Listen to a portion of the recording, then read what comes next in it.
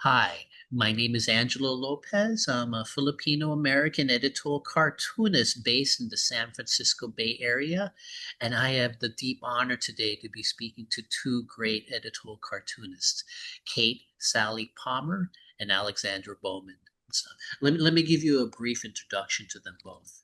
Now, Kate has won the George Washington Medal for Editorial Cartooning. She's illustrated over 20 books. She's a member of the Blue Ridge Art Center, and she has painted over 200 oil paintings. Alexandra Bowman has had cartoons in World War Zero, The Lincoln Project, BBC News. And are you still in Kegel Cartoons? I am. Yes, I Okay, am. okay, okay. And are you in Counterpoint too? Long story. The organization's newsletter arm that I was with shut down. So Oh, their syndicate has existed for a while and continues to exist. But most of us were with the newsletter, and the newsletter shut down for financial reasons. So oh. I was with the newsletter, and the newsletter went away. But I joined Kagel before that in case something like that happened. so, Oh, okay. so yeah, thank you Okay. for asking.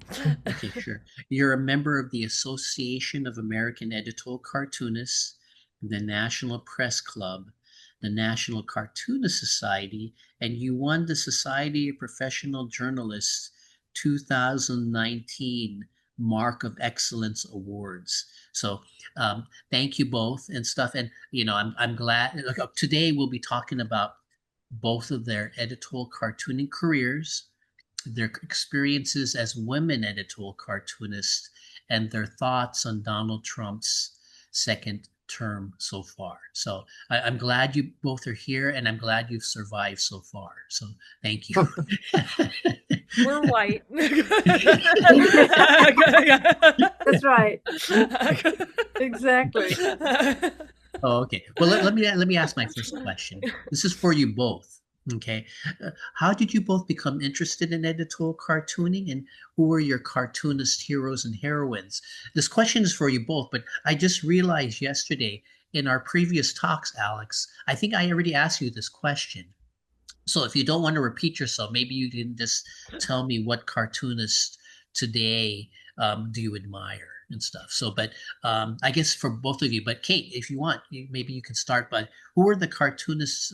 How did you become interested in editorial cartooning, and who were your cartoonist heroes and heroines? Well, I became interested in editorial cartooning because I loved cartoons as a child.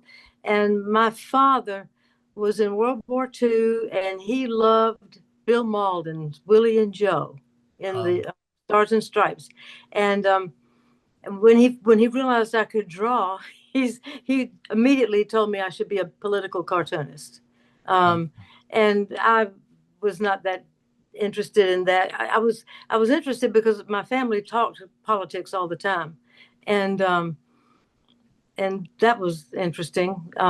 Being raised in the South, there were a lot of arguments, and we anyway.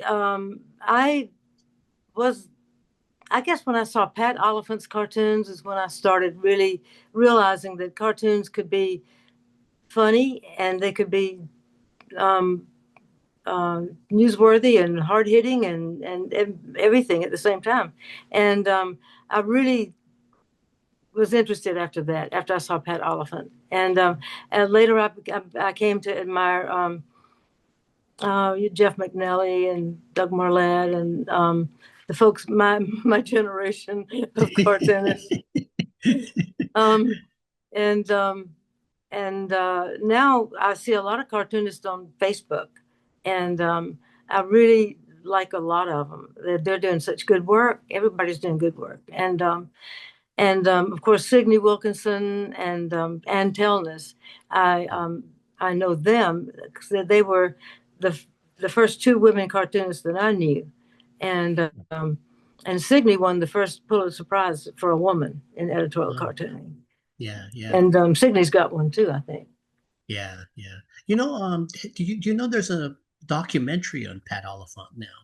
I think it was released last year or On something. what, a documentary on what? On Pat Oliphant. Oh, is there really? I Yeah, didn't know that. I haven't seen it yet, but I saw the trailer and stuff, and I keep thinking, I'm hoping it goes on PBS so I can watch it because I don't really know anything about his life, but I know his cartoons. I had a friend. Had a friend in the AAEC, Yeah. um, um, Draper Hill, and Draper knew everybody, and he introduced me. He insisted on introducing me to Pat Oliphant. I was afraid to meet Pat Oliphant, and but he took me up to Pat Oliphant and introduced me, and he could not. Oliphant could not have been nicer. He couldn't have been more gracious. He was wonderful, um, and so it was really a thrill to meet him and my other folks that I had been watching. Oh, Bye, honey. Have oh, a good one. yeah. Tell him we said hi.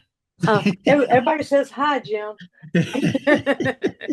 Oh, okay. Yeah. Now, Alex, do you want to answer the question, or do you want to just Of course. you Oh, well, I mean, just cartoonists currently who I look up to. yeah. Yeah, I mean, Cal's the best, Yeah. right?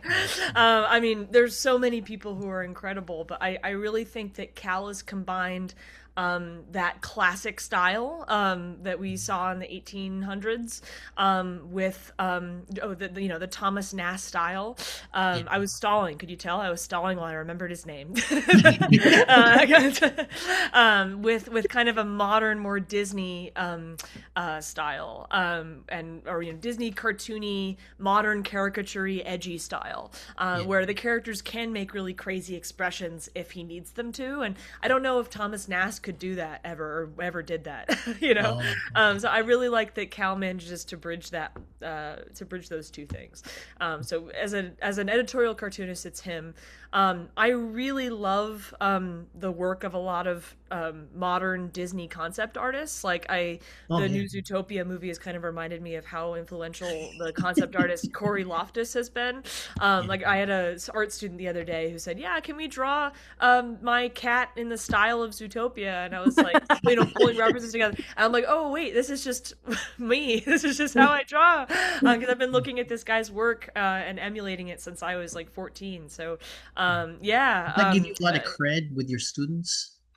That I have been doing it for longer than they've been alive. Yeah. Oh my God. And Kate's been doing it for longer than I've been alive. That's right. Well, yeah, sort of. I think that at least as tutors go, and the students I was working with in this case are homeschooled. It's actually Scott Burns's, cartoonist Scott Burns's grandchildren. They're homeschooled, and I think most of their teachers are, normal older adults, and I'm kind of read like a peer to them a little bit, which is a pro in some ways, but it's creates for interesting dynamics. so so yeah, yeah. So sort of. Well, one could think it's hard for me to read. You'll have to ask them. Oh, okay. Yeah. Yeah. Oh, okay. Okay. Well, Yeah. you I remember this year you attended your first editorial cartoonist convention. I did as a director, not the Oh, director, but a director. So, oh, okay. A yeah, director yeah. of what? The Director. AAC. So, starting Oh, in January this past year, I've been serving as a director of the AAC, which is wonderful. oh, okay, So okay. I've been working a lot with Kevin Necessary to kind of answer the big question of what do we do about the field as it dies? How do we try to welcome in the young people? And there's Mm, actually, without I don't know if anything is confidential or whatever, but without revealing how the sausage is getting made, we're doing a lot of discussion right now around how do we save the organization, and how do we try to encourage new people to be political cartoonists. And yeah, I have a lot to say about that and a lot about kind of my own feelings about it. And I don't know, it's there's only so much that we can do given that the people who hold power over us and the field are editors and readers, and that is just such a there's so many of them, and a lot of those ideas are so entrenched in simply what the broader economy allows and broader social Okay. and political trends that it might be out of our hands. But Yeah. we're talking about it. We're trying to figure it out. I'm doing my best. So Did you meet a lot of yeah. people and stuff, or did you meet a Did lot I of meet a lot of people at the yeah, a convention? lot of the car were you able to Yeah, like just get to know them person socialize and get to know yeah. Well, cartoonists? even though that was my first convention, I lived in DC for until last November, so Oh, I was able to really meet a lot of them already. There were a couple people like Scott Burns who flew out from California, and that was the first time okay. I'd met him. But most of them I already knew, which was really really nice. So, but yeah, it was great to see everybody. I'm hoping that someone will post a gallery of photos on Facebook because I've been wanting to brag on Instagram that I Yeah, yeah, haven't Oh, yeah. found they usually like a do. good set of Yeah, yeah, photos yet. yeah. There's a I lot of think photos I've of me seen a in few. this I've seen a outfit. few. Yeah, I've seen a few Yeah, and yeah. stuff. So, like I'm trying to think of who posted. You know, John Octor. He had a few. Yeah, he was so fun. I really enjoyed talking with him. He's a lot of fun. Oh, okay. Okay. Yeah. Yeah. You guys know all these people I don't know. Okay. Well, Kate, what's it like? What was it like in your first convention? You told me the Oh, story in your email. That was kind of weird. I know, I know. Well, my first convention was 1976, Oh, okay. and yeah, and well, Mike Peters took me by the hand at one party and took me up to her block and said, "Look, her block, a woman Oh. cartoonist." So And of you were course, her block humble. didn't know what to say. Um, Wow. and I think I said something really, really intelligent, like why he didn't play himself in the movie, Oh, All the President's Men, which came out that year. And I guess anyway, Robert Redford was fighting for that role. yeah, really, yes. So anyway, I there they got used to me. I was sketching with like everybody was sketching in their notebooks and their sketchbooks and everything, and we would pass them around. I mean, people were drawing during the keynote speeches and stuff, right in front of Oh, the speaker, yeah, yeah. and passing everything around and laughing their heads off. And I saw one guy put a sheaf of uh, cartoons in his mouth and crawl to another table so that the speaker wouldn't see him Oh, and share the art that table had done with that next table. um and yeah, it was wonderful. And but the last meeting, the Saturday meeting, was for cartoonists only.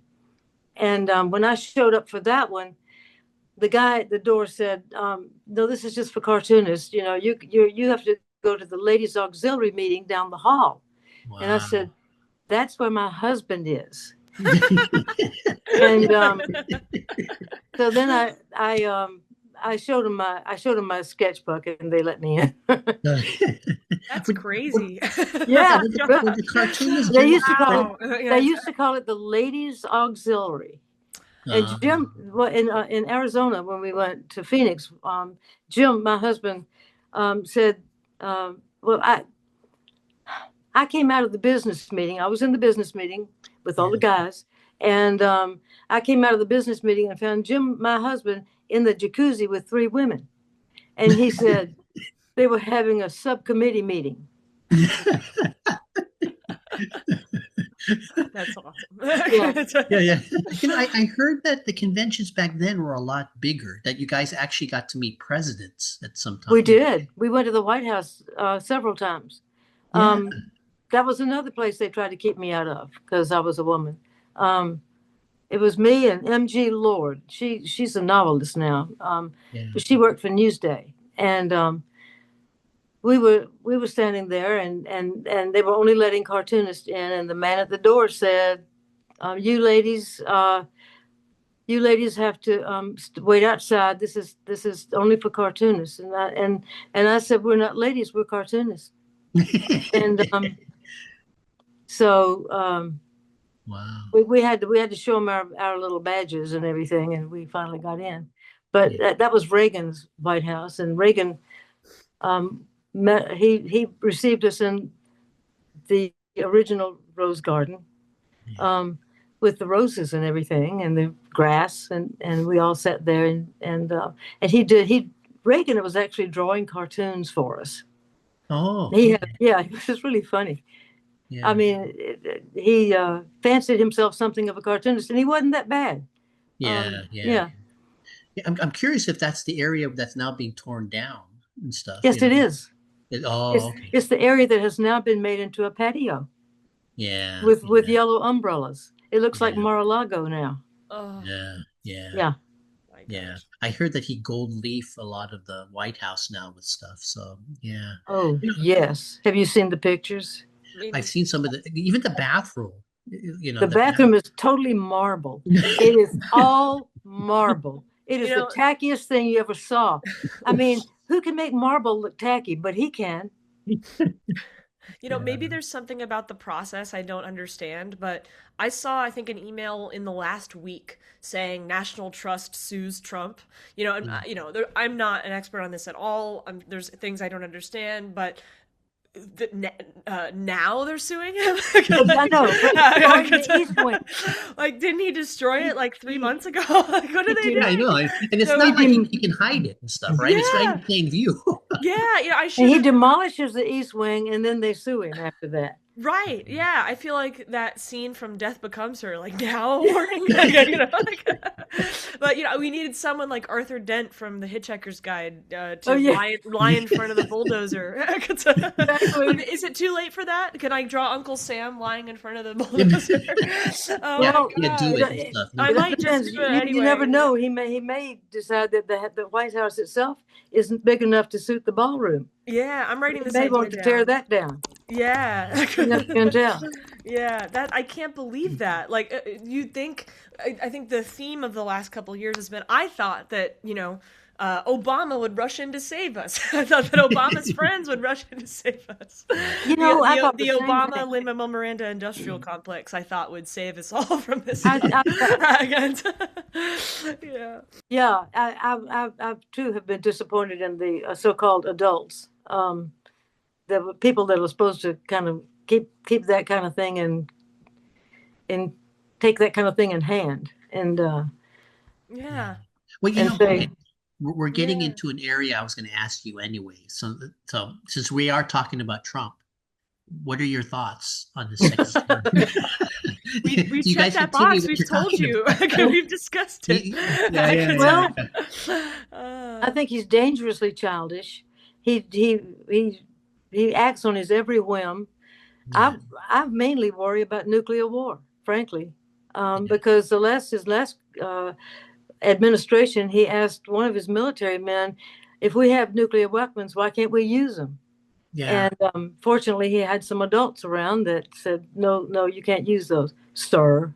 yeah, Um, and yeah, I worry. He has.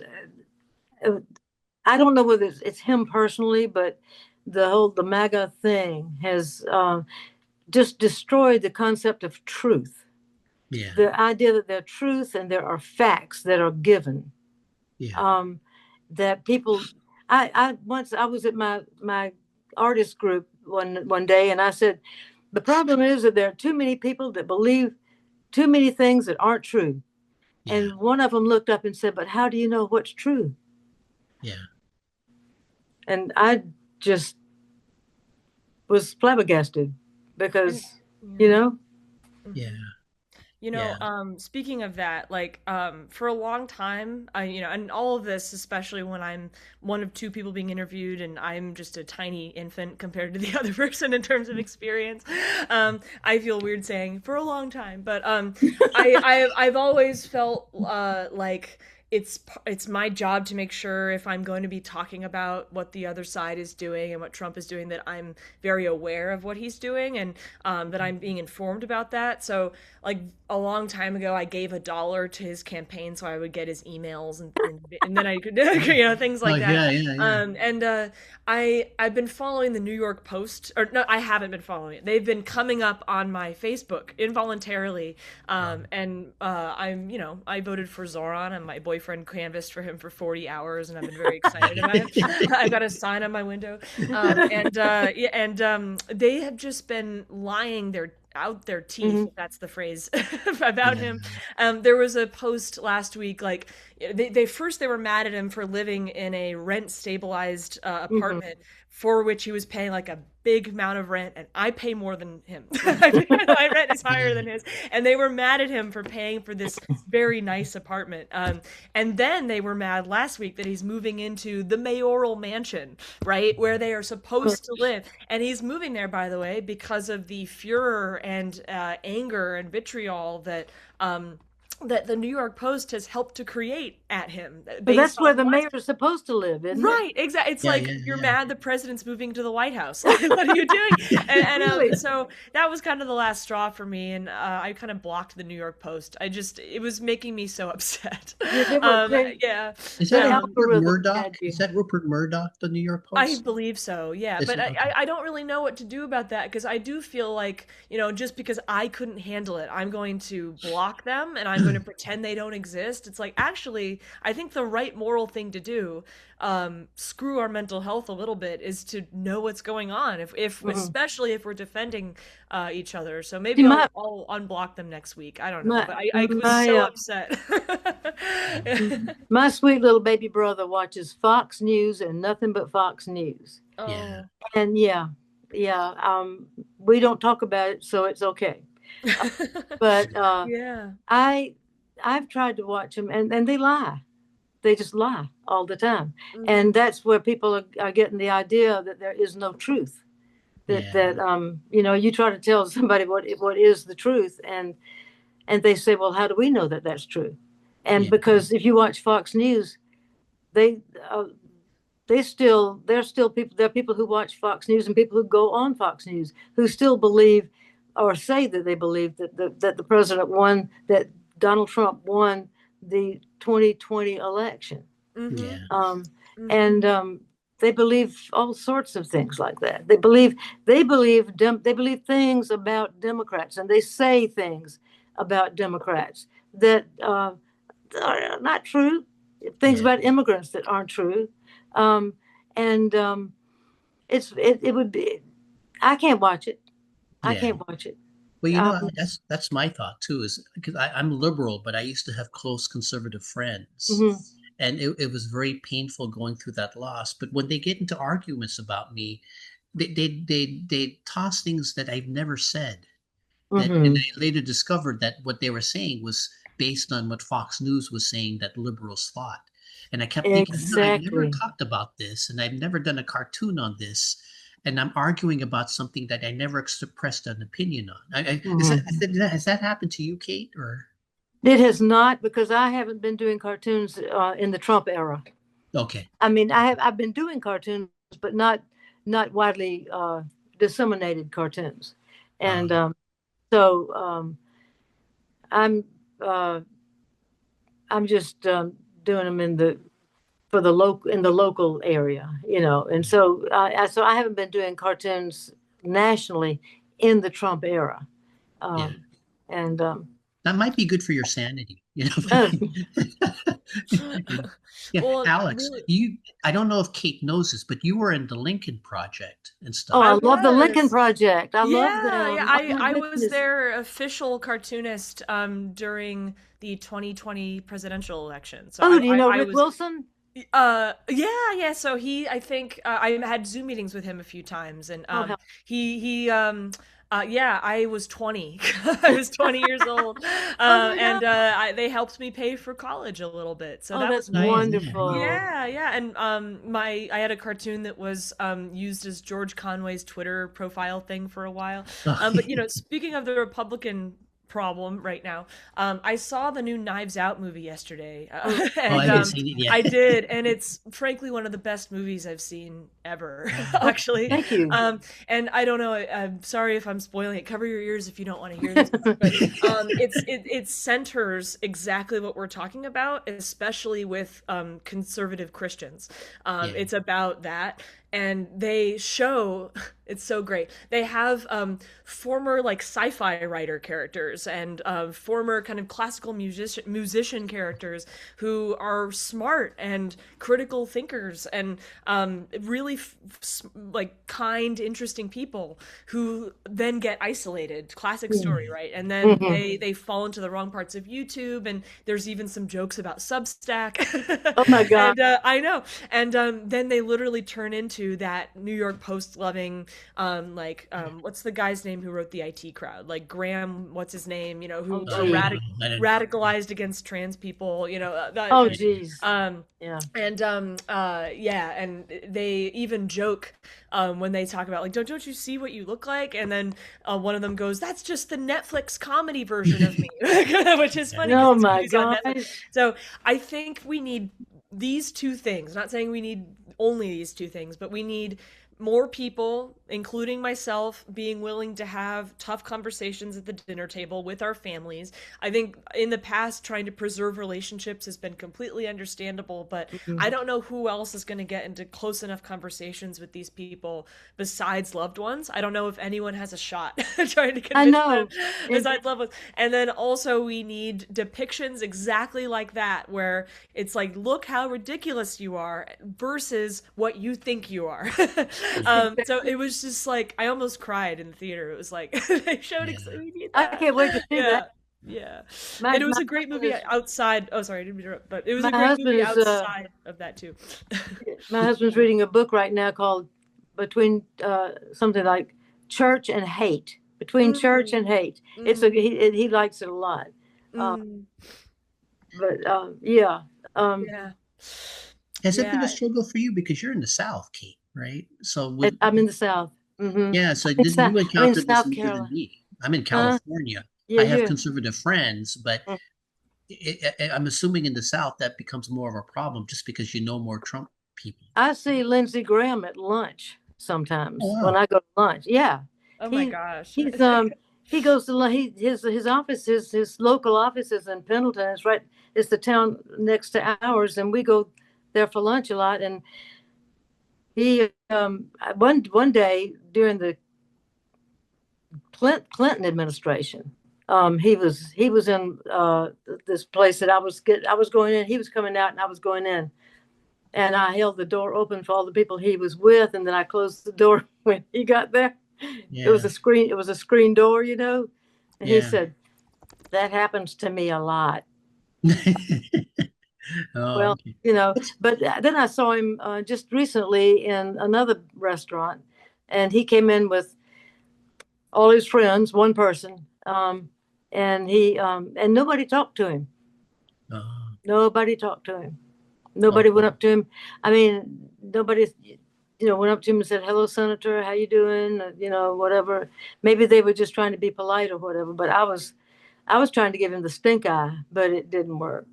He Yeah, just, yeah, yeah, yeah. yeah, Okay. I'm just curious because like Alex, yeah. you're in New York, right? We're both in blue states and stuff. Hmm. So being in a red is it North Oh my Carolina or goodness. South?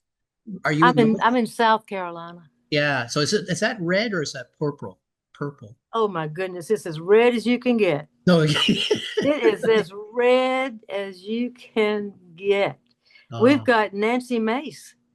We've oh, got uh, we've got uh, Tim Scott and and Lindsey Graham, of course, and just our Congress people are a constant source of embarrassment.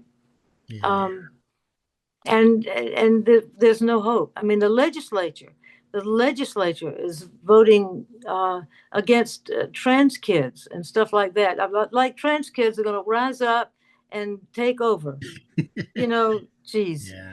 Um, and it, it's pretty bad. It's really bad. But my friends, I live in a college town, Yeah. and it's kind of a little blue oasis, and all of our friends are more progressive, Yeah. and and so we get along. We get along all right. Yeah. We don't. we don't have to. Most of the people, like the people I paint with at the art center, they kind of know where I stand, but we don't talk about it. Yeah. At least they If you do don't get on your cartoons, it's case. hard No, to hide they behind. don't get on my case. That's Yeah, good. yeah, I was gonna ask if you get a lot of social flack for it, but it sounds like you found a niche. But I yeah, I've found a niche. yeah. I get people I went to high school with on Facebook sometimes will say things, but who cares? yeah, I just ignore them. yeah. I've had to leave. I've had to let go of some old high school friends because Hmm. they wouldn't leave the politics alone. They Yeah. give snide remarks and stuff, and after a while, you just, you know, I'm grateful that they were friends 40 years ago, but I don't have to put up with snide remarks and stuff. No, So no, you do yeah, not. And yeah, I but it's don't. painful And because I still care about them. I and just, I Yeah, you I know, understand, and I've got friends from high school that are progressive, and then I have a group of about 8 of us that we all went to high school together, yeah, and there's about 4 of them. Um, I rode down to one of the reunions with my friend Nancy, and she kept a loaded pistol in the car, oh wow, and yeah, I mean, and the and I didn't say anything about that, but and so there are about 4 of them that are little mega, and then the rest of them are progressive. yeah, yeah, And we just don't talk about it. We just yeah, every once in a while, what one of one of them just kind of like just went off one day. uh, One of the progressives just had enough and just went off. But what they do is, when you do that, it's like, you poor thing, bless your heart, you know, and then they let it slide. okay, okay. My suggestion: don't get into an argument with that friend of yours with the gun and stuff like that. Oh, exactly. That's why I didn't say anything about the damn gun. Okay. I said, yes, I didn't say a thing. Oh, okay, okay. We just talked about the music we were listening to. Oh, okay. Okay. Okay. Well, here, I guess my next question. Okay, Kate, what was it like breaking into the editorial cartooning profession as a woman? And I guess after that, Alex, what's it like breaking into the editorial cartooning field now and stuff? So, Well, back then, I was working in Greenville, South Carolina, and we did not know. My editors didn't know. I didn't know. I was one of 2 women in North America doing political cartoons. oh, Um, we just didn't know. It wasn't until I joined the AAEC that I realized that I was a rarity. oh, And it wasn't until then that I started getting treated a little differently. I mean, they were very welcoming, very warm, very. They kept saying all kind of sexist things by accident because they were my age, yeah, yeah, and they grew up with all those sexist things, yeah. and So every now and it's then not intentional sexism. no, It's they just didn't the mean sexism due to the culture. they didn't mean nothing by it. Yeah, They didn't mean a thing by it. They they just were just ignorant, yeah, and so I let it slide. yeah, Most of it, yeah. because it wasn't meant in a hostile way, Yeah. They at all. just didn't know any better. No, I could tell the difference. Okay. You sent me a photo that had you, Etta Hume, Mm. Sue Dewar, Doer. Mhm. Signa Wilkinson, and MG. What were those women cartoonists like? Were they, did you guys bond when you saw each other in the conventions because you were the only women, I guess? We Or didn't necessarily hang out together because we were women. oh, okay. No, we had they had cartoonists that they knew, and I had cartoonists that I knew. Oh, I okay. knew, like Dwayne Powell from North Carolina, Yeah. and some other cartoonists that we hung out with. But we were we were very friendly, and a lot of times we were thrown together because we were women. Yeah. Like we were on a panel together or something like that. But Yeah. no, we didn't purposely hang out together because they were from like places like New York and Philadelphia and big cities, and I'm from a tiny little town in South Carolina. And so we didn't have a lot in common Yeah. except the cartooning. I was that way. When I went to conventions, Mm. I was too scared to hang out with the big guys, the Yeah. cartoonists. I hung out with cartoonists who were in community newspapers because I didn't feel, I felt less, all of us were like bonding together because we were just kind of in awe of the Mhm. cartoonists in the major newspapers and stuff. Yeah, the So, people, the ones in the big cities and the major newspapers, they knew each other and they knew more people than we did. But I had my group, and my group was awesome. I thought it was the coolest group in the whole convention. Angela, it's funny you say that because you've been so kind over email, and you're like, make sure you meet all the other cartoonists. Don't be scared. And like, I gotta tell you, like, my style is to way overdo it because of my main character syndrome, and then feel a little anxious afterwards. My style is not, my style is not to like avoid people or go like halfway in terms of that. It's to go 150% and then be a little bit scared that I did it wrong. So, yeah. My first two That's conventions, wonderful. That's my thank you. first two conventions, I kept, I think my big worry, I have a bad habit of putting my foot in my mouth. And so my first two conventions, I kept worrying about saying the wrong thing and stuff. So like, I remember one cartoonist asked me I was saying it would be cool to meet the Pulitzer Prize winners. He said, oh, could you name some? And I said, and my mind blanked. Yeah, Oh, that's hilarious. yeah. I kept on, showing that I really don't know what I'm talking about. But I think in the second convention, that's when I met other cartoonists from community newspapers and stuff. Because I only do cartoons on the side. My main job was in the library. So when I was meeting like editorial cartoonists who were on staff, Hmm.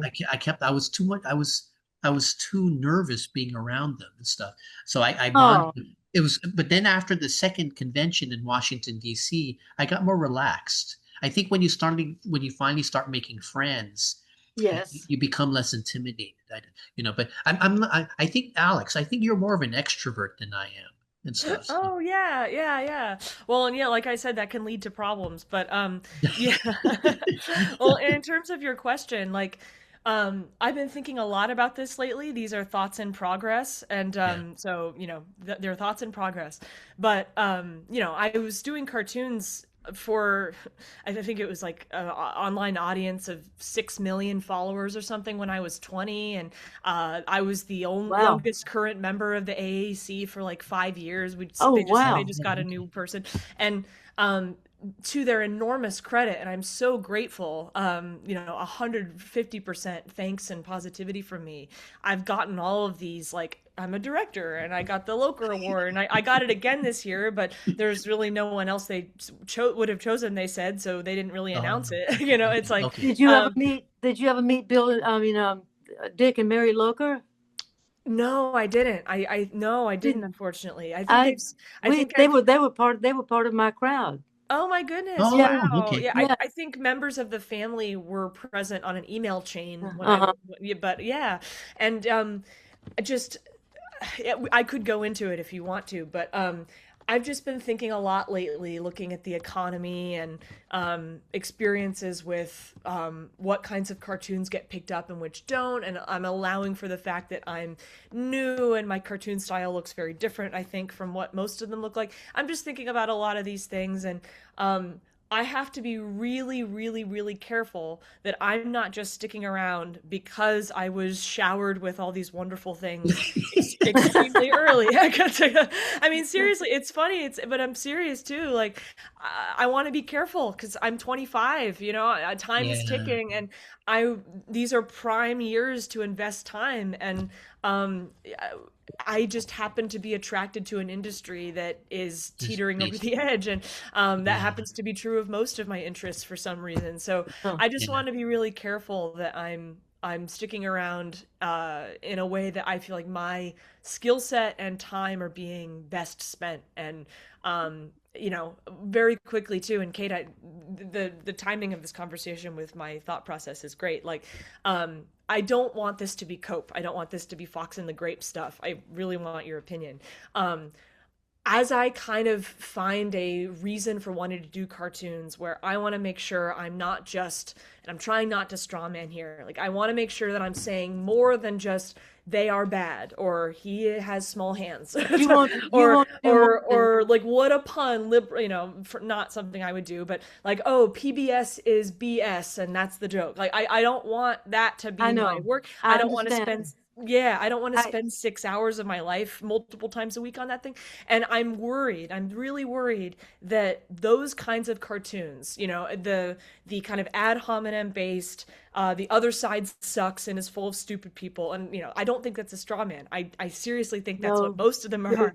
At least you're now. Totally right. Yeah, I feel like the field, despite your best efforts, Kate, has been dominated by kind of the men who draw like that for so long that no matter how many awards they shower on the young women and anybody who comes in now, the field's going to be characterized by those cartoons, and it's what the editors expect and it's what the readers expect, and I will not draw that. I will not do that. I don't know if there's a future for me in a field where that is the expectation. Alex, there's always a future for somebody who does something new, who does something different. You know that.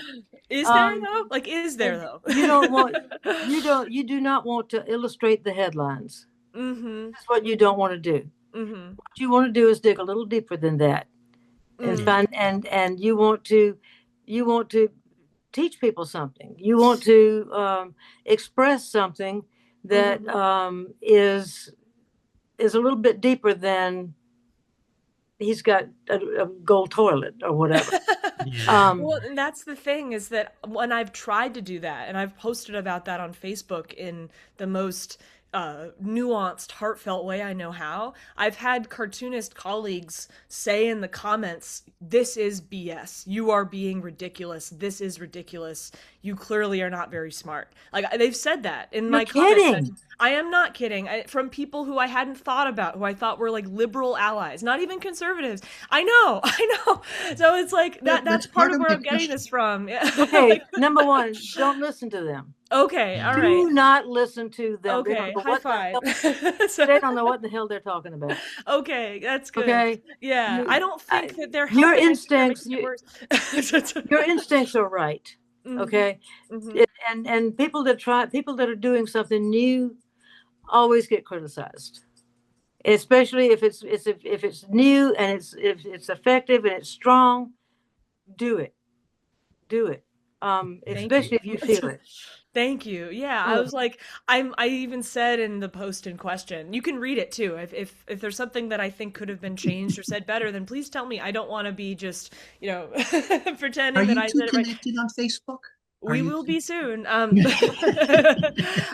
But I said, like, look, I think that our shared goal, right, is ideally not to just pat our like-minded friends on the back, but also to persuade people. I would hope. I don't really think it's worth our time to simply be patting people on the back the whole time. So here's what I think are ways we can persuade people who don't agree with us. Exactly. And like, that was also a thing they didn't like. Well, you know, Did you face similar pushback did you face the same kind of pushback that Alex did, or is that something new?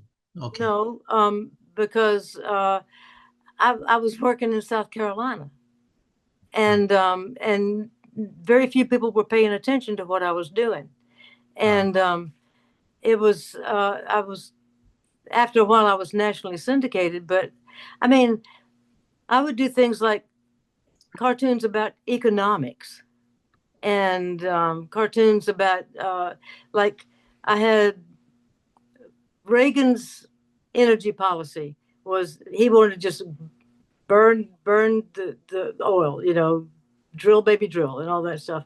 And Carter's energy policy was he thought we were out of everything. So I had two candles. One was a candle of was Reagan's energy policy was just it was burning and burning and burning. It was and Carter had his candle was like sideways and stuck on one of those little spikes, and it was burning at both ends, or maybe it was Reagan's was burn. Oh, Reagan's was burning at both ends, and Carter's was burned out. That's what it was. Anyway, yeah. So that I like that cartoon because it didn't have many words in it, and yet it illustrated something that was fairly hard to grasp. The two different energy policies, and I would do. I would do. I mean, I was progressive, but I did a lot of what I wouldn't do. I wouldn't say anti-Carter cartoons, but I did a lot of cartoons that criticized Jimmy Carter. Yeah. And I did cartoons that criticized our last Democratic governor here, Dick Riley. Dick is got to where he really didn't like those cartoons, but he and I have become, friendly now, and he took me in his house and showed me all the cartoons, all the originals he had. He kept originals of my cartoons, and he also hanging picture cartoons that I had done about him that he had just gotten out of the paper. Yeah. So, it's you have to just be true to what you think. Yeah. And the thing is, what's hard, the hardest thing about that, Alex, is knowing the facts and knowing what you want to say. Yeah. Once you know what you want to say, you can do a cartoon. Yeah. That's true. I agree with Kate. The hardest thing is the research. Mm-hmm. Yeah, I agree with Kate because before I think like Jules Pfeiffer, he's very different than Tom Tomorrow. Tom Tomorrow is very different than Pat Oliphant. Correct. Pat Oliphant is very different than Tom Towles. Mm-hmm. Tom Towles is very different than Signe Wilson. I think if you're a cartoonist, the one of the important things is developing your own style. And I think with cartoons, I think Kate's right. I do a lot of research, and just because sometimes something happens in the news and I just don't have an opinion on it. I don't know enough about the subject to have exactly. Yeah. If I don't have an opinion, I can't do a cartoon and stuff. Exactly. So hold on to your point of view. Yeah, if you have a point of view, you're a lucky person. Yeah. If you find a subject, if you find that you know what you want to say, that's golden right there. Yeah. Mm-hmm. Alex, is that helpful to you? It's extremely helpful. Yeah, and just one thing on the research front, like I am not a political science major. I am an English major. So most of my arguments and things I have to say and my points of view come from kind of the psychological, social, and why do you think that, and what are your reasons for that, and what about your family history has led you to believe that, and what, and those kinds of things. And I, in the past, I've told myself like that's useful, and but I'm aware that there's holes in that I need to fill, and sometimes I've felt like, wow, I'm really not a good fit for this because that's where I'm coming from. I don't know. I think you're overthinking it. Okay, and that's the thing, Kate. Like, I promise that I don't just come in whenever somebody asks to interview me and I'm like, I'm thinking of leaving. Like, that's not what I do. This has been on my mind for about 6 to 8 months now. You're overthinking it. Right, because some cartoons are critiques of political systems, but some cartoons are critiques of human nature. Mm-hmm. Mm-hmm. And critiques of human nature fit right into the study of English. The study, like, why is Shakespeare still relevant 600 years later? Mm-hmm. Because his critiques are of human nature, how power people. And that's eternal and stuff. So if you focus, because I think being an English major actually makes you very apt. Alex, I majored in elementary education. Oh, really? Oh, Elementary education. My mother wanted me to have something to fall back on in case I didn't get married. So right. anyway, yeah, no, it's you can train yourself to do the research. You don't. It's fun if when you're interested in a subject and you want to know more about it, and it's so much easier to do research now than it used to be. Mm. Um, and because I mean, I have written I when I with my children's books, I have written history books for children. You know, they didn't have to be really uh, but all the facts had to be true, even though it was for children. You know, and so I'd read two or three books or and all the articles I could find on whatever subject I was working on, and it doesn't matter who's doing the research. It doesn't matter what you majored in. What matters is what was the quality of the research. Mm. Yeah. Right. Right. And so I guess the one remaining question is like if we can convince the cartoonist community of these things, how do we convince the public and the editors and the readers who are giving us money that enable us to exist of these things? Right? Like You know, that's the thing. Like do I want to be choosing this means of talking to people about these issues if it's going to be such an uphill battle or where else can I serve is my big question. Alex, I'm thinking like you need to find the right audience. You're Yeah. not gonna your cartoons are not gonna please If everybody. you no, if you find the audience, the editors and everybody will follow you. Yeah, Mm, yeah. That's my thought and stuff is that not everybody reads, when Jules Pfeiffer was around, not everybody read him, but he found the audience that, Mhm. Kate, I'm assuming it's the same thing with you. Not everybody's going to like your cartoons, but you found the right audience for your cartoons, right? Am I Uh, right or wrong? um I'm sure it can get better. I mean, I have the nice Facebook group, the people who follow me on Facebook, and they tend to go do well there. I have started a Substack, but what's really hard, honestly, is being able to generate enough cartoons. Comes back to the financial thing, and be able to provide for myself because, Yeah. like, it's a long story, but I've made like a two-digit number of dollars from my cartoons in the last 2 years since I took a 2 year break. mhm. And I could not live in New York, but the other place I would live realistically is DC, and the rent's not that much better. And even with my job as a tutor, where I'm getting a lot more per hour than most people my age who are trying to make ends meet as creative people, because I'm working with all these rich families on English and things like that.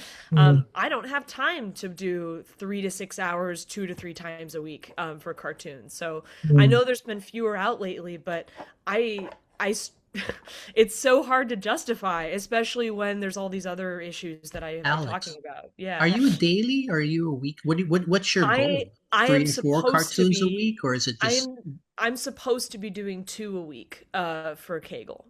So, oh, okay. yeah. You should read Bill Malden's book up front. I Uh, should. I'll write that down. he used to do 10 cartoons. He was working full time and he would make himself do 10 cartoons a day. And he would send, yes, he would 10? do 10 cartoons a day and he would send them out and nobody wanted them. Oh my No, gosh. nobody wanted them. I mean, he worked his ass off and nobody wanted his work Mm. until he got drafted into World War II. Oh my And he gosh. started drawing the people that he saw around him. Yeah. The grunts, the soldiers that were not the officers, the enlisted men, Those are great and what cartoons. they were going through. You really need to read that book, Yeah. um, because um, it takes a lot of determination and a lot of desire Yeah. to Yeah. do. If it's something you really really want to do, you'll find a way to do it. Yeah. And that's the big question as well. There's so many different factors here. Mhm. I'm not crying. I just have allergies all of a sudden. I promise. I just thought that what Kate was yeah, saying was so touching. That Yeah, I know. It's seriously, that's a beautiful story.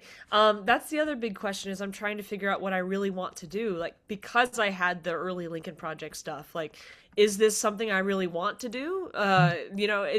Is the desire there? And so I'm just asking myself those kinds of questions. And it's hard when especially because I have such limited time for drawing, Mhm. that whenever I do have time to draw, if I don't draw something that is for work and a cartoon where I will Oh be my up, I'm gosh. going to be up to the scrutiny of You're not editors giving and yourself feeling, time. You're not and giving yourself enough time and energy, and you're not giving yourself enough time to fail. You've got, right, you've got exactly. to fail a little bit. Right, Um, right. Well, and I feel like just because I'm one of the younger folks, back to your original question, Angelo, from a long time ago, because I'm one of the younger folks, uh, it, and because I have to present myself with a certain degree of confidence, when I do present myself with that confidence, and if the cartoon is kind of less good in their eyes, it's embarrassing, and obviously I it's know. something No, it's no, no. obviously But something for me you're to just just work starting. through. I know, and I do, and Because I I didn't put develop my style until a couple of years and stuff. In the beginning, I right, did a lot of crappy. I still do a lot of crappy cartoons, but I did more you. crappy I cartoons than think I did Kate's good right. ones. You have to give yourself time to fail before you right. succeed. Right. No, that's true. And so I do it anyway, but what I was going to say is like because I'm doing it anyway with all of these complicating factors, it's just kind of a negative experience. I'm So that's curious. all. I'm just kind of waiting for, when's it going to get easier? When's I, it going to get better? I know just how you Yeah. Alex, do feel. you feel pressure though? You're basically the only editorial cartoonist right now under 30. Does that Yep. put I pressure think on under you? 40, man. Yeah, I yeah, yeah. think under Because like I 40. know a lot of whenever we mention young cartoonists, you're the only cartoonist we mention. Yeah. Does that put you pressure? Do other cartoonists put pressure? Do we have like, gosh, she better succeed because Well, the, I the, would the fate feel of the editorial horrible. cartooning field is based on your shoulders, I I guess. would feel really terrible putting any kind of blame on the people who have been so nice to me. I mean, it's Yeah, it's not yeah, their yeah. fault. Um, I feel pressure to stick around, and that if I leave, I have been ungrateful for all the wonderful awards and welcomes over the years. I don't know if I feel pressure to succeed. I think the pressure is on me to continue, even Do you feel pressure to be proud of your work? You feel uh, pressure to be proud of what you're doing. I from think, myself, yeah, for your from for myself. yourself, exactly. Yeah, for myself. And You yeah, of course, I would want to feel proud of my work that way. I wouldn't. and Yeah. are you do you love doing cartoons? There are moments when it's really wonderful. Hmm. But when I feel like in order to cut through the noise, Hmm. am up against a group of people and a type of rhetoric that I find reprehensible, Uh-huh. I just find it really negative. It's like my job is to be a discourse person on Twitter, Hmm. and I have to kind of sit with the kinds of people who are writing those New York Post articles, and I have to operate as a political discourse person in a world where it's so challenging in all the ways we've already talked about to cut It's through that very noise. challenging. It's just Yeah. such a negative place. So Okay, here, yeah, okay, yeah, I'm going to cut in for a little bit because yeah. my next question actually was influenced by that post that you talked about on Facebook. Mm, Okay, you know, um, in the 50s, Herbert Bloch and hmm. Walt Kelly, they were two cartoonists, all right, and they were two of the few Americans willing to take on Joe McCarthy during the height of the Red Scare. Mm, But Herblock's cartoons were a lot more hard-hitting political satire, while Walt Kelly was more gentle satire. And I mm. thought of this question because I saw that Facebook post that you're talking about, where now, would you consider your cartoons more hard-hitting political satire or gentle satire? And for both of you, what are the Yeah. strengths and weaknesses of either approach to political satire, especially, in like either persuading people or, whatever and stuff. So, Yeah. Well, I don't want to make it all about me, so Kate, you go first. Okay. Yeah. I wanted my cartoons to be hard hitting, mhm. but that's not my personality. It was more gentle satire. Um, but I used to get a lot of hate mail though. I mean, gosh, Oh. people really got the message. They hated it, so I was doing something right.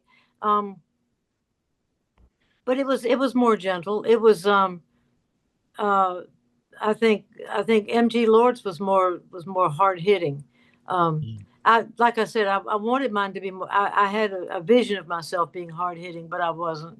Yeah. Um, but like I said, I got the message across. Um, and there were also times when, like, my Christmas cartoons would be the I had two small children, and to decorate the house and get everything ready for Christmas and do all the baking and everything that you're supposed to do when you're a woman. Back then, you were. And I used to do cartoons I did one cartoon with this woman dragging a Christmas tree up the hill like Christ dragging the cross. I Yeah. mean, that was my cartoon for, I guess it was about being the woman in the house having to do Christmas. Yeah. Um, and so I guess that was, I don't know whether it's hard hitting or whether it was gentle, but and then I was I was the only woman political cartoonist to have a cartoon in the end of the Millennium Newsweek. Oh. Um, yeah, it was when the ERA um, was when the ERA failed, the Equal Uh, Rights Amendment, and I have a woman sitting in the porch swing with real dejected, with the ERA sign that she was carrying, and her husband is saying, "You have fought the good fight, Margaret. You have stayed the course. Now get your carcass in the house and cook supper." oh. Yeah. So, so that was kind of gentle, but not really. You know what I'm Yeah. saying? Um, I don't know. A lot of people thought it was hard. Thought I was hard hitting, but I wasn't. I wanted to be hard hit, more hard hitting than I was. Well, Yeah. and that's the thing. Like, I've been thinking about the question, and I think there's different types of hard hitting. It depends on our definition. I think that kind of the mean small hands thing is something where you could think of it as a kind of hard hittingness. It's like yeah, get them. It's that kind Mhm. of thing. And then there's what other people do where it's like a really, really good point that's really what would be the right word, incriminating, like, oh my lord, he's 100% right. Oops, I said he. Oops, the cartoonist is 100% right about that, and that is the reason why they're doing this. Oh my gosh, that's so true and so bad. That's another kind. And I think, frankly, a lot of cartoonists, and I wouldn't even have to clarify it because most of them are men, but a lot of cartoonists, and I haven't really seen the women do it. It's like almost all the men, Yeah. I think, who confuse these things. The people who confuse those two kinds of hard hitting cartoons are, Hmm. like, in my experience, exclusively men.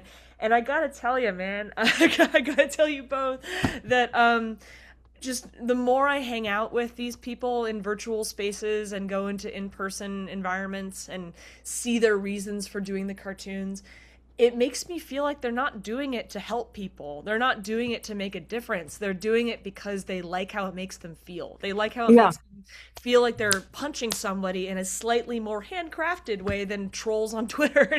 Like they feel like it's about having a punching bag more than persuading somebody. And call that a feminist thing. Call that me being a woman about it, right? But I think that's not a good reason to Oh, be getting into the world of criticism. 'Cause- that's a very professional attitude. Thank Really, you. it is. Thank you. Um, Yeah. yeah. I mean, I think you're looking at it as a profession, and uh, uh, as you have a mission to do to have a message and Hmm. have a um. I mean, yeah, it's a very professional attitude that you've got Thank there. you. That's good. Yeah.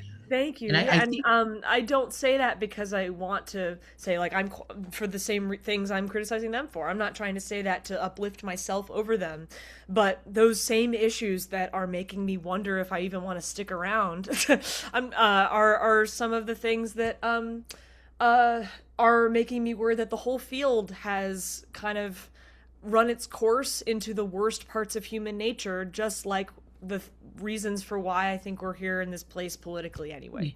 Alex, Oh, I think that because I know with me and stuff, when I was doing my cartoons, I do my cartoons are focused on the Filipino American community.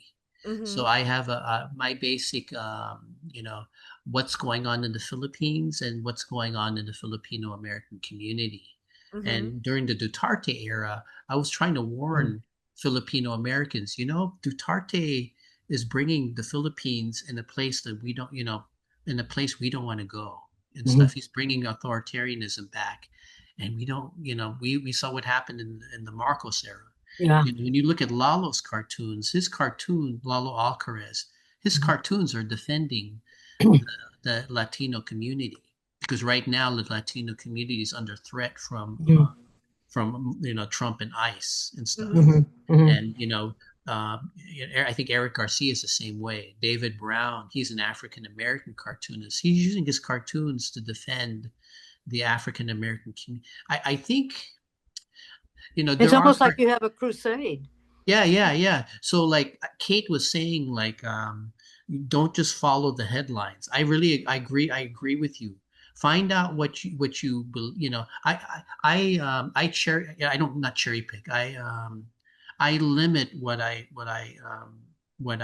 do. Just part of it is sanity. If I try to focus on everything, I get depressed. So I only try to focus on only a few subjects, and I try to focus on the few subjects that I really care about and that affect.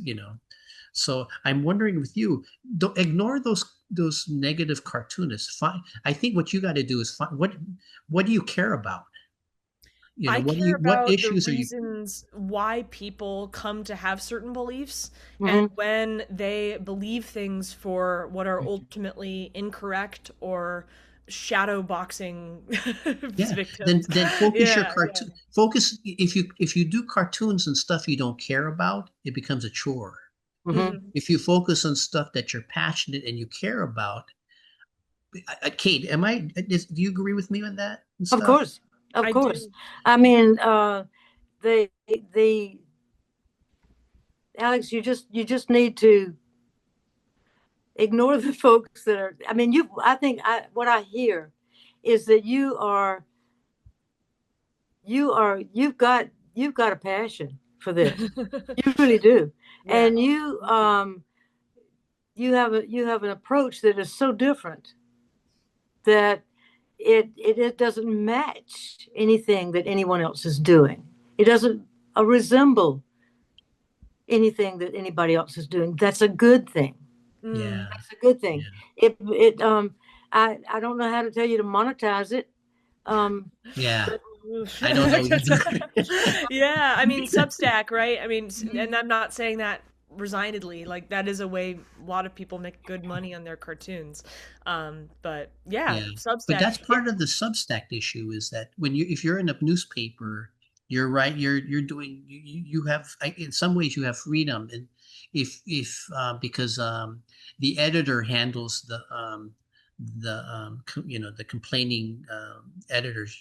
Depending on the editor, you get a certain freedom working in a newspaper. My editor, when I was in the Philippine News Today, I forgot what he looks like. I just emailed him my cartoons and stuff, but he gave me a lot of freedom just to do subjects that I wanted. I don't know if that's in Substack you have freedom, but in some sense you're catering your cartoons to people who are willing to subscribe to Substack. I don't know if that's freedom or if that's its own vice or not. I Well, don't. Well, that's one quick thing on that. This is so interesting, and thank you all for being so like problem solving oriented. No, like, no, no. thank you. I really need that, and a lot of times when I've said this to friends, they're like, there, it's okay, go forth and conquer," and I'm like, okay, I don't know if that's helpful, Yeah. but the thing with Substack is that at least. So I've been posting artwork online since 2014. So, when I was like 14 years old, and mm, it always felt like something I already had access to. It was the Wild West. I All I had as a platform that made me slightly more advanced than other people was the follower count, which has always been kind of slow to grow on Instagram. And so, at least to me emotionally, whether that's factual or not, who knows, but emotionally, Substack feels no better than posting on Instagram. It's the Wild mm. West. I didn't do anything to earn that place. And that's something I'm having to come to terms to in 2025, where getting into institutions for jobs is so much harder than it used to be, apparently. I'm told. And it apparently wasn't always this bad. And also trying to succeed and do what you want to do with your life within those institutions is even harder than it used to be as well. So, Substack feels like the resigned response when a syndicate isn't getting me what I wanted, or it's not getting me those followers who like my work in that way. So Mhm. I'll try Substack, but it feels a little, and I do have a Substack, and I think I get like $300 from it a year, which is nice. But it feels like okay, well, this is my last shot, and You maybe kind of I'm feel wrong like to feel that way. Yeah. you feel like you're pissing in the wind a little Yeah, bit. right, Right. Hey, Kate, right. Yeah, it feels I'm like I have curious. I'm still feeling like it's a blog, and all those Yeah. jokes from movies when I was 10, like, oh yeah, I have a job, I have a blog. So it's like, no, you don't. I'm Yeah, curious. Yeah, Yeah, now Kate. that's true. yeah. Yeah, Yeah, Kate. I'm yeah. wondering. Alex is talking about how in her struggles right now. Did the newspaper give you a security where you don't have to worry about marketing? Find all you have to do is do Oh, a yeah. cartoon. Oh, I mean, when the newspapers started firing cartoonists, it was a terrible thing. 'Cause I was already out, but when because the newspaper gave you a salary. You had a salary. You were able to make money whether you came up with a good cartoon or not. Can you All you imagine? had to do was come up with a cartoon, and not only that, but if you got in trouble, the newspaper had lawyers that could stand up for you. Um, Yeah. And related to that, Kate, sorry to jump in real quick, but per your discussion of you got invited to the White House during the AAC mhm. conventions, like they talked a lot about that earlier this year, and they were like, we used to get hotels and newspapers used to cater our events, and they They used to did. have and they used to have red carpets. So when I've criticized these cartoonists for doing all this whining about like, oh, people don't care about us anymore, oh, the field is dying, well, I haven't had that visibility into how it used to be and how much respect they used to get and you used to get. And Oh, I'm so sorry that it's kind of declined to this. mhm. so, Oh, so, I and am too.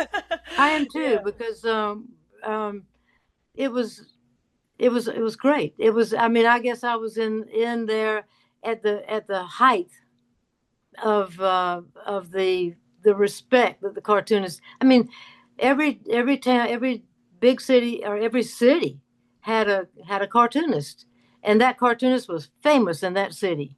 Yeah. Um, it's like I'm the king of Kansas City. No thanks, Omaha. Thanks a lot. Um, everybody was. I mean, I was a little bit famous for a little while in a little small place, but I mean, people still remember me. It's like um, that doesn't happen anymore. Yeah. That just does not happen anymore. And then I really feel bad that's gone, because I mean, then the newspapers used to pay for us to go to the conventions. Yeah. Crazy. uh Oh my gosh. Yeah. So Yeah. what do Kate. you think Oh, besides the internet, or maybe it is just the internet, what do you think were the main reasons that has happened where we are now? I think it started with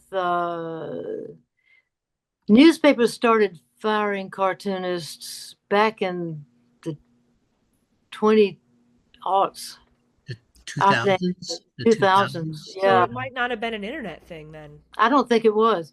I Okay. think it was. I think it was. People started losing interest in newspapers gradually, and they newspapers got these. They all got sold to people that all they wanted to do was make money. And the first thing they did was they thought the cartoonist is costing too much money, Yeah, and they didn't see the rewards from the cartoonist that they did from the sports writers and stuff like that. And and they, I think it had to do with the bottom line with a lot of these papers. yeah, yeah. That's an issue. You know, I talked to another cartoonist. He was saying when local newspapers and local cartoonists are disappearing, that makes corruption more likely in small towns Oh and yeah, small areas because without small newspaper and editorial cartoonists keeping the mayor accountable, the city council accountable, the yeah. corporation accountable, And now that you that barely have reporters doing that.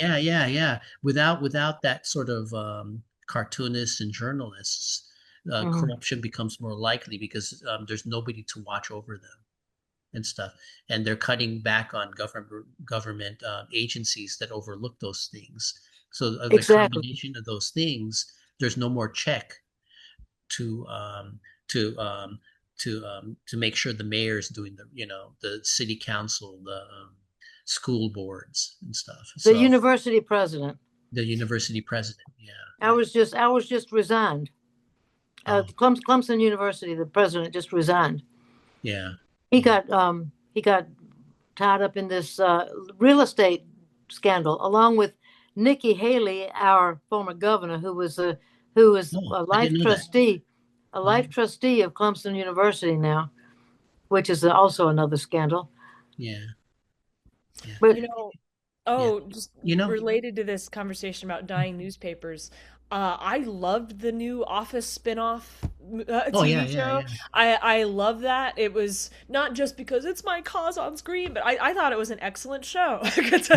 And it was also my big cause on screen, and I don't understand why it got so much hate. It was Oh, really okay. good.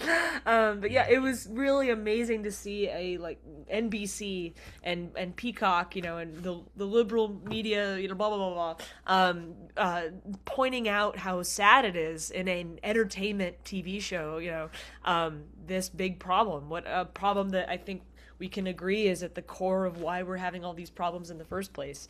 Yeah, And I kind of like that in the Knives Out movie. Like I wish that some of these core issues that many seem to agree are at the core of a lot of these problems. I wish there would be more media that talks about those core issues. yeah. There, Okay. I yeah, started that exactly. sentence. It would be nice if it would be nice if there were some print media that would publish cartoons that would talk about these issues. Um, and I don't know. I don't know what the platform would be. I don't know what is Roz Chast's platform. New York, the And New the New Yorker. The Yorker, New Yorker. which is Yeah, almost impossible to get into now, unless you started working there many, many years ago. yeah, Yeah.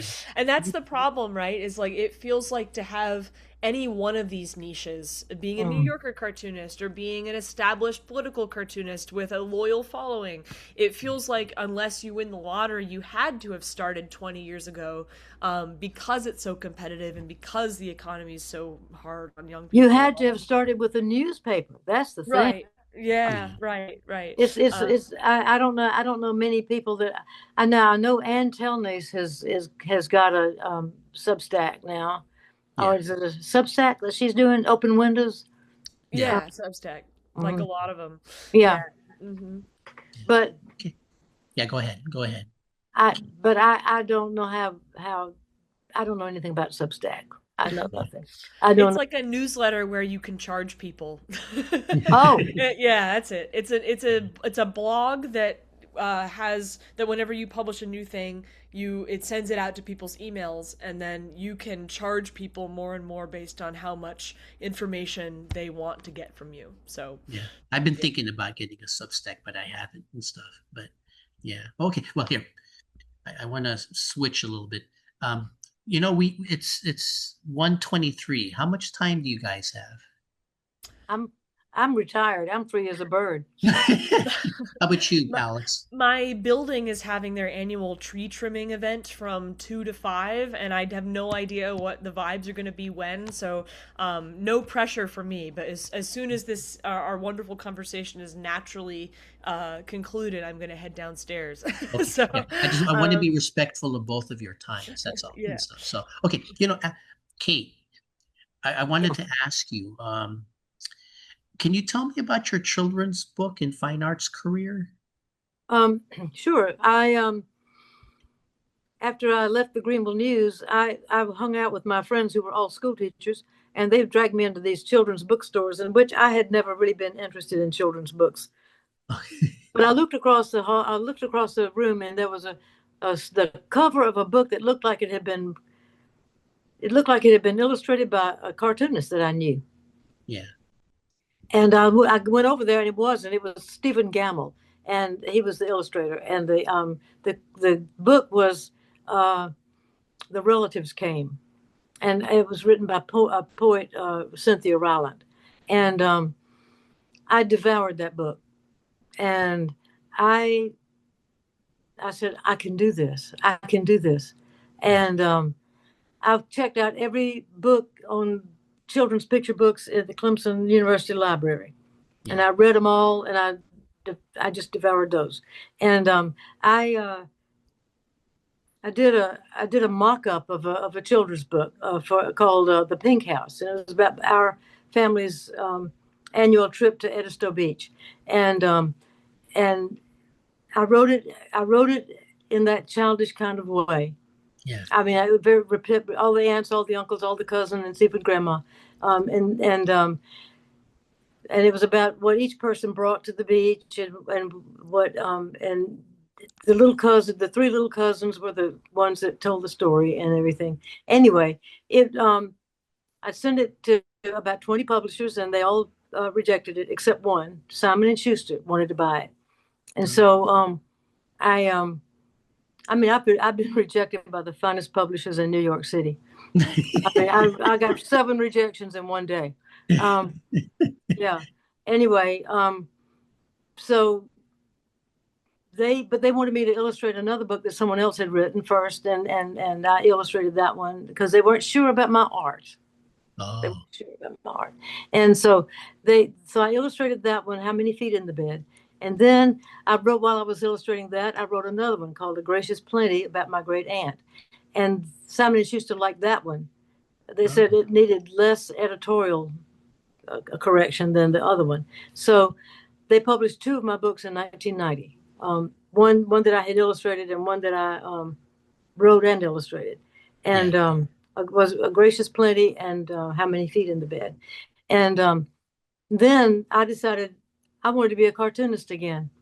And I started trying to syndicate myself, and it was a horrible disaster.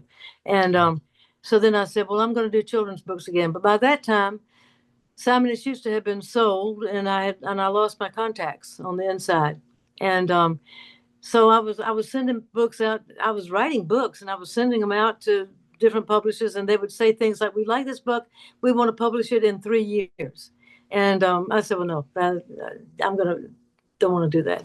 So my husband and I formed our own publishing company, and Wall Branch Press Incorporated, and we got the rights back to and the films back from Simon and Schuster for A Gracious Plenty, which had gone out of print by then, by 1995, 1996.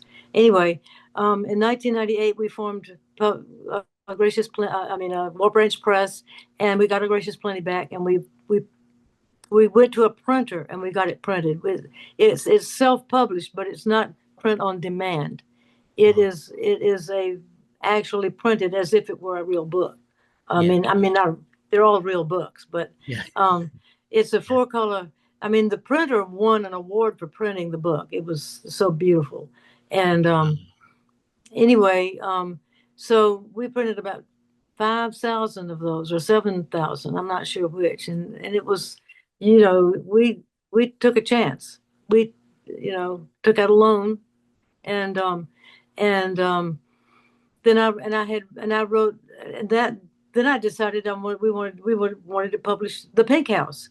Yeah. Um, and so we published that one, and we got about 7,500 of those, and we have reprinted both of those 3 or 4 times. Yeah. But it's been a long time. It's been a long slog, and I've done about 7 more books, and 3 or 4 of them are actually history books about South Carolina.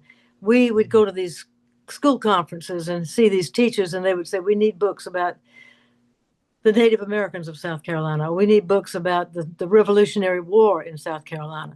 And Yeah. so that's what I was talking about, the research. I didn't know anything about all that stuff. And I Yeah. did the research, and I wrote one about Palmetto, symbol of courage, about our state flag and how it got its name, and it's about a battle that took place in South Carolina in 1775 and 1776, and and and illustrated all of them, and we've kind of we've we've been breaking even all along. We've been paying for it. It's not, we hadn't made a lot of money or anything, but it's been fun. And You sound like a real entrepreneur. I didn't think about myself as an entrepreneur, but Yeah, because I envy you because I want to do children's book illustrations too, but it's been a slog and stuff. I haven't had any send publishers. yourself stuff to the 40 publishers. Yeah, Send it out. Tell them to put you on their list. yeah, yeah, yeah. How about your fine arts and stuff? You did 200 oil paintings. You've done. I've done well. I wasn't. The only reason I know that is because I have them on a spreadsheet. But Oh, okay.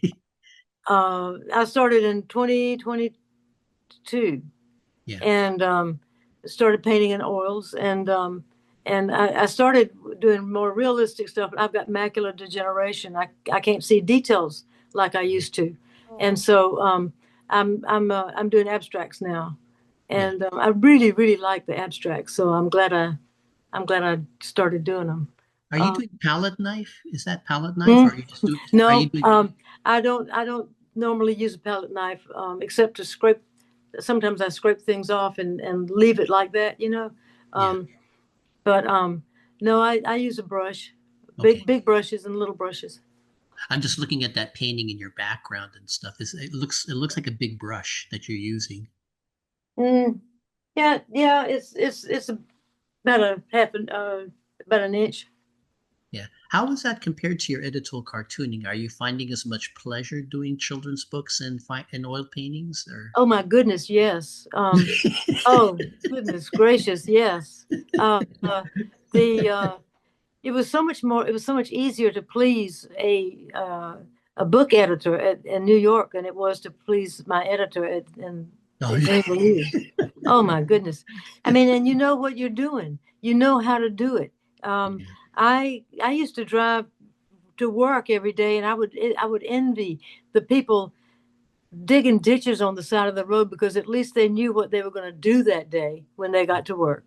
Yeah. Um, and it was all a big question mark for me. I had to come up with something Yeah. every day.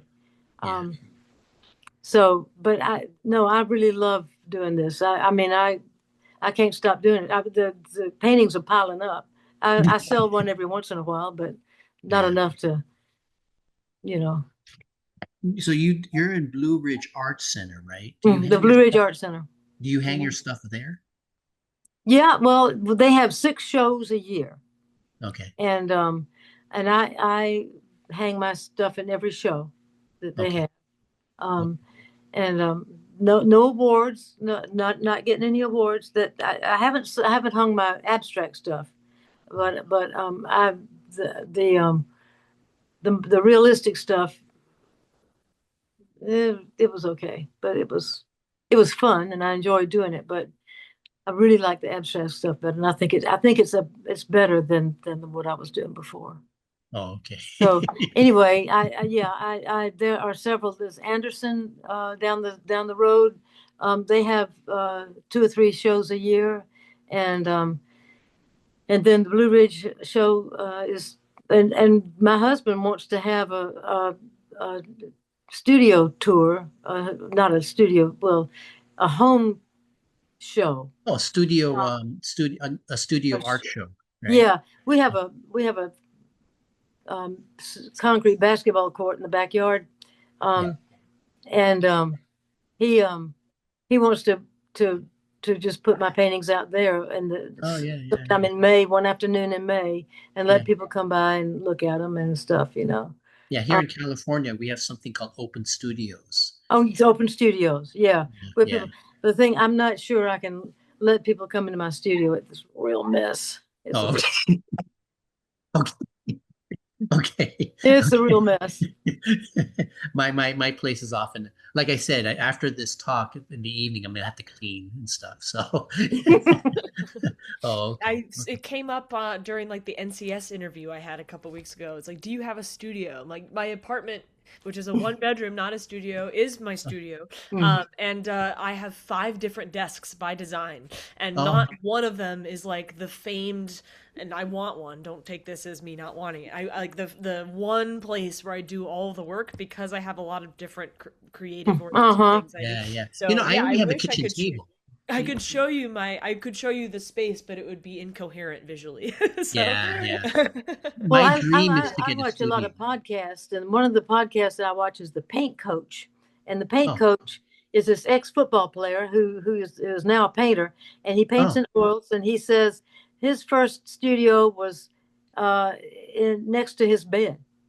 Just he oh. put up an easel next to his bed, kept getting oil paints on his bed sheets and everything, but My wife complains to me. I don't care when I'm painting, I just paint. And I don't think about what I'm wearing. So some of my good clothes have paint all over it I and stuff. know. And my wife is like, it's stuff that she just bought for Christmas or my birthday. She's always Mhm. annoyed at me because it's got, 2 weeks after I get the gift, I get paint on it and stuff. So yeah, yeah. There's this guy called Michael Chamberlain who paints on YouTube, Yeah, and yeah. he paints in just whatever he's wearing, Yeah, and yeah. then he wears it out, and Yeah. then he says when people start looking at him funny, he goes and buys new clothes. But Well, you can think of it this way: like if somebody were doing set design of your house for a movie or play, like you want to have details that are characteristic of you. Like yeah, yeah, if you yeah, got paint on your bed sheets, then perfect. Yeah, That's right.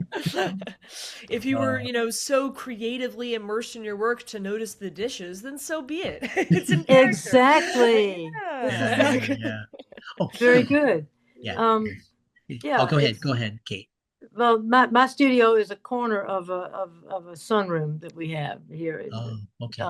it's just a corner. It's the dog sleeping on the couch over there. Yeah. That's not part of my studio. That's a little sitting area. Okay. Okay. Yeah. Okay. Now let me get to Alex and stuff because I Mhm. don't want you guys to be here too long or something. I want you Alex to get to your party and stuff. But okay, I Alex. haven't gone to the buildings thing before, so I don't know how big a deal it is. But they said 2 to 5, so I Oh, we'll okay. see. Whatever. Okay. Yeah, You should go No, to that. yeah, yeah. go to No, it's that. okay. Yeah, but Yeah. Alex, when I go to your Facebook page, I sometimes see photos of you in a convention where you're wearing like a cat costume. Could you Funny tell you me mention about it. that? Okay, I'm gonna And turn the blur off of my computer and flip it around. You're gonna see how messy my hair is, and you're also gonna see the mannequin I have in my living room oh yeah, yeah, showing. Oh yeah. my God. Yeah, okay, so. Oh man, you're gonna see it, but can you see it there? Okay, so I Oh, I love made it. it. Oh yeah, yeah, Yeah, yeah, yeah. Oh, that's yeah. I had that up in my house as like a Halloween decoration, and then I just never put it back in my room. But oh, yeah, that's Oh, totally could you something tell that I me would about do. that and stuff? And what yeah. are Oh those man. conventions about? I mean, what are they like? Yeah, I mean, it basically just fan conventions. Oh, And okay. I try to table at them whenever I can, whenever it logistically and financially makes sense.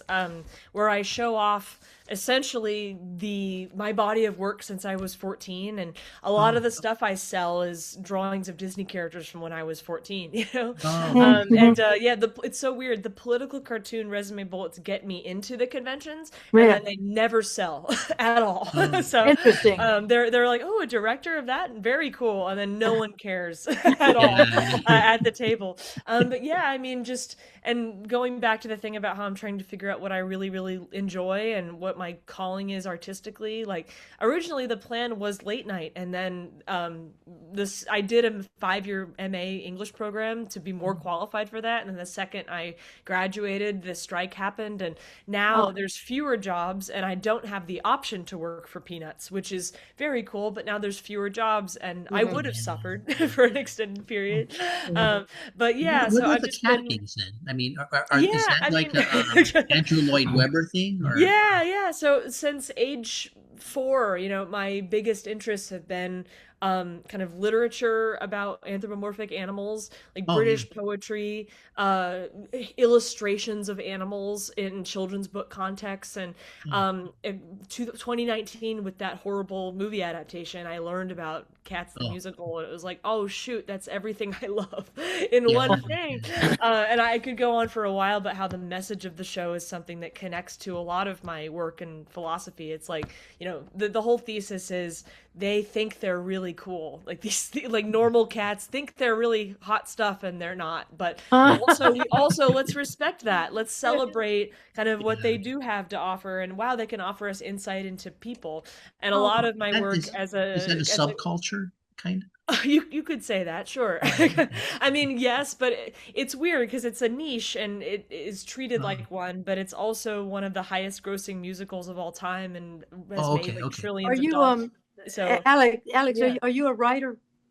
I am, yeah. I have a master's in English, and I'm a theater critic for a DC based publication, and yeah, I would consider myself a Oh, writer. Well, that's Yeah.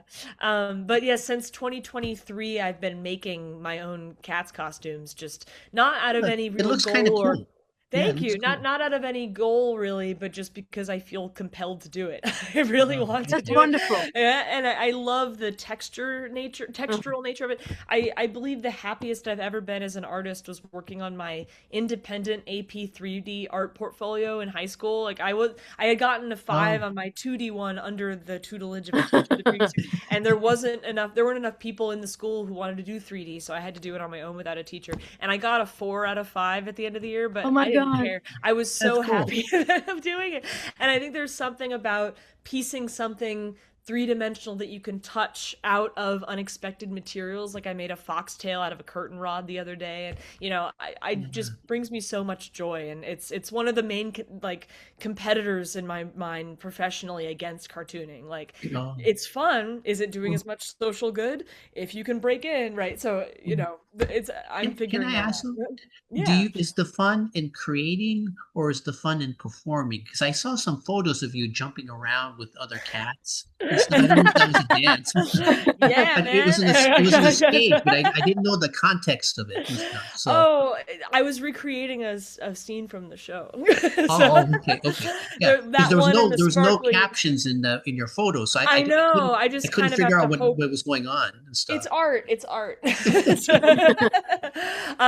Yeah, I mean, that one you saw, I think, was from the like world's largest cat show in Ohio earlier this year, where Oh, I okay. was, and related to all these conversations, I was hired to run around on the floor with my friends in the costumes that I Yeah, made. yeah, yeah. And Oh, get this, like normally I will break even on a $400 table with plus or minus $100, $200 when I'm Yeah. tabling it with my illustrations.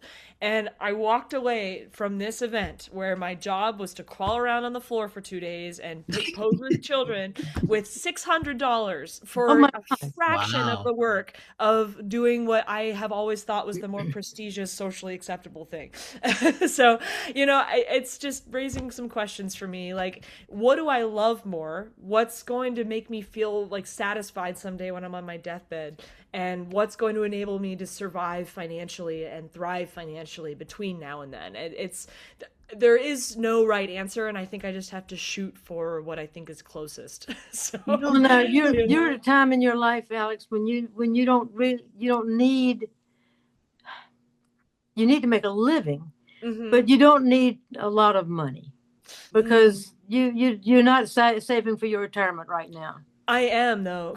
Are you?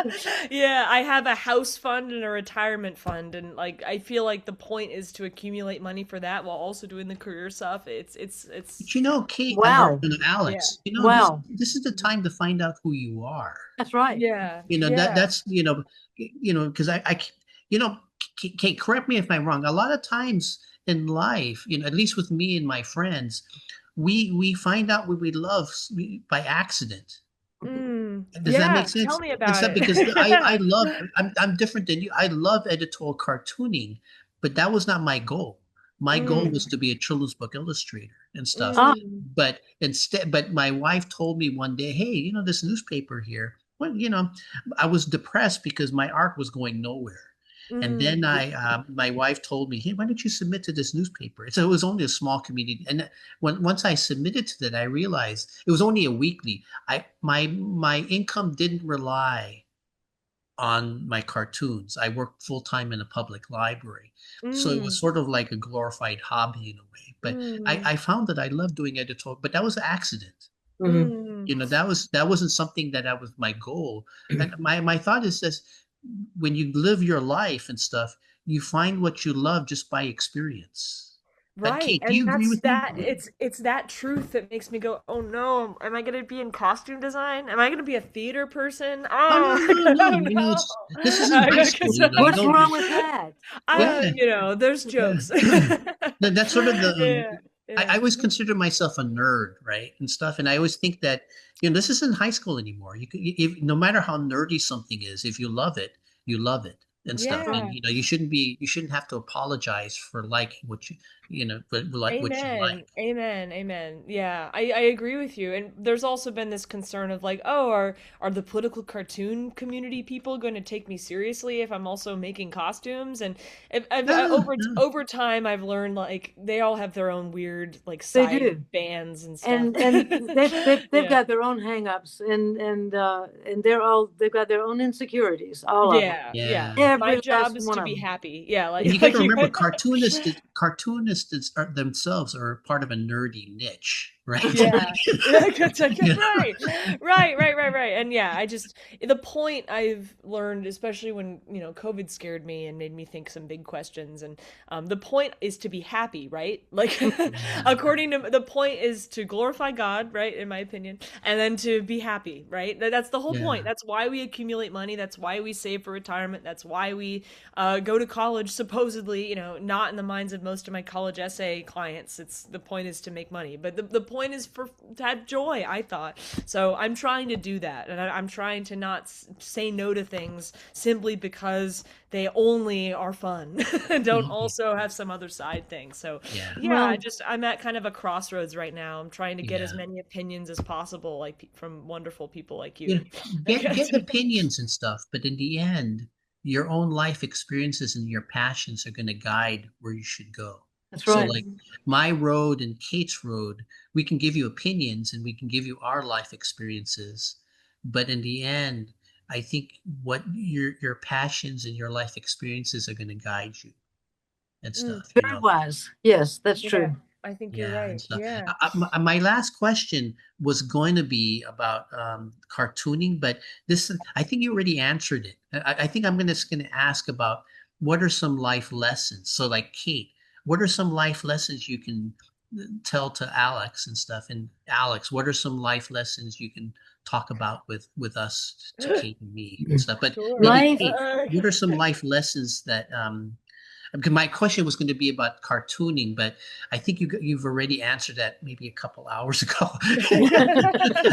But but Oh, maybe what are yeah. some life lessons that might be helpful for me too, I guess. But Um, well, well, for you, Angela, you want to be a children's book illustrator, you should do that. Yeah. You should get a story that's in the public domain, like Cinderella or Snow White or one of those little fairy tales or something. Yeah. Illustrate it, and take pictures of your illustrations. And I'm not sure exactly how they. I think they do it electronically now. Yeah. But I would send them to all the art directors you can think of.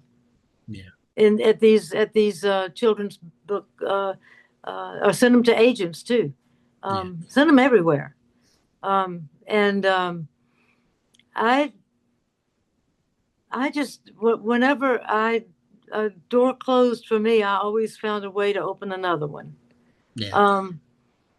Because I was at the height of my cartooning career when I had to quit the Greenville News because my editor was a narcissist, a bully. Oh no. Yeah, and yeah, he did, and not on top of that, he could not read pictures. Some people just can't read pictures, and he didn't understand cartoons, and but he didn't want to hear it because he was right about everything. So Yeah. anyway, I had a hard time with him, and when I had two little kids at home, and I just I just quit, and I was catatonic for about 2 weeks on the couch, and then I started coming back to life a little bit, and then I started writing the children's books. Yeah. That's so awesome. Yeah. Thank you. Thank you.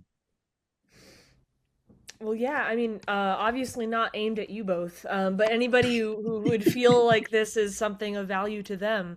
I'm asking all these questions and spending your guys' time on asking you guys Oh, these no, no, questions. no, no. Um, We don't mind. We don't. Oh, We don't good, mind. good, good. Well, thank you for all your advice, and I really, really, you said so many true things, and I'm going to add those to my compendium as I start to make these Well, decisions. remember, I'm making a YouTube video of this, so you can always I rewind know. it. 'Cause what am I Oh, going to think of geez. this in 5 years? My goodness. But yeah, I think through even though I'm having all these questions, I know that I have been making decisions that I feel were for the sake of my own joy for the last since graduating in 2023 with the master's program, and since I've really been free. I graduated the undergrad in 2022, and so I've had like 2.5 years.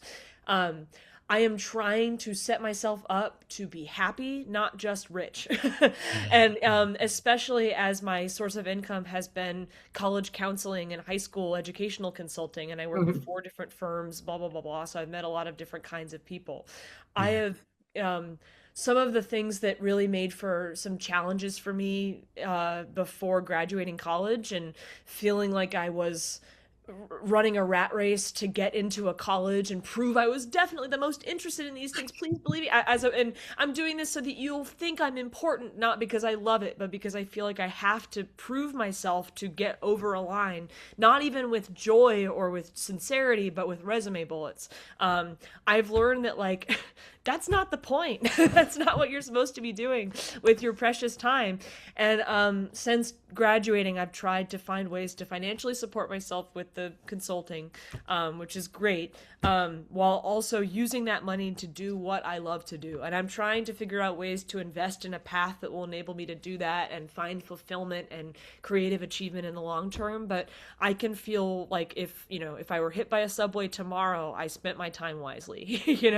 I wasn't just waiting for the end of the journey, but I was enjoying the journey. So Mhm. that would be my encouragement to you is like ask yourself why you're doing what you're doing and make sure that it's for reasons you will be proud of. Which I would think would be creating joy for yourself and for your loved ones. But I'll just say that make sure you're spending your time on things that you could be proud of someday when it might be about to be over. That's my Yeah, opinion. and So, just something that you have fun doing. yeah, exactly right. Because isn't that the point? Yeah. Yeah, yeah. Well, Thank you. thank both of you and stuff. I wasn't expecting this talk to be as long, but there's a lot of words of wisdom in this talk. I think we're hitting 2 hours now. and stuff for a talk. Thank you for sticking around this long, Oh, no, no, I don't mind this stuff. I was more viewer. worried about you both this Yeah, time. yeah, yeah. Oh, yeah. Talking to the YouTube viewers. Thank you for sticking around this long. Yeah, yeah, yeah. Yeah. Yeah. But thank you both and stuff, and I appreciate it. What I'll do. Oh, actually, it's in 2 weeks. It's going to be Christmas, so I want to wish you both a wonderful Christmas You and New too. You too, Year's. Angela.